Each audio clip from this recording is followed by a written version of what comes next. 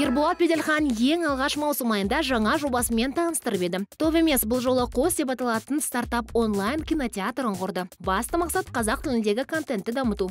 Бұл тек қана маған емес, және мен командам емес, барлық қазақ еліне өте маңызды деп есептеймін.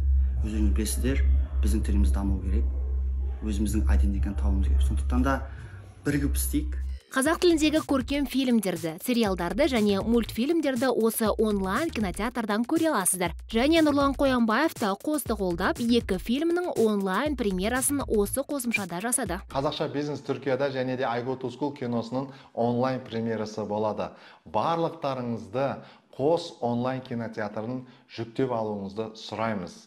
Осы қосымшада 23 қыркүйекте біздің киномыздың премьерасы болады. Сондай-ақ стартапты қазақстандық Ақан Сатаев, Сабит Рахымбаев, Әсел Садуақасова, Елжас Рахым сынды продюсерлер қолдады. Сіз App Store және Play Market'тен қос қосымшасын жазып қолдай аласыз. Кез келген адам тегін жүктеп контенттерді көре алады. Тек эксклюзивті көрсетілімдер ғана ақылы. Әзірге кері байланыс жаман емес. Қазіргі уақытта қосымша жүктеу бойынша App Store'да 4-ші орында тұр. Бүгінде платформада 100-ден аса туынды ұсынылған. Олардың арасында отандық және шетелдік контенттер бар. Тіпті қысқа метражды фильмге дейін осы жерде көре аласыз. Және өзге елдік жобаларға да қазақ тілінде дубляж жасалатын болады. Ешкім таратпаған отандық контентті көріңіз келсе, сіз де тезірек қосты гаджетіңізге қосыңыз.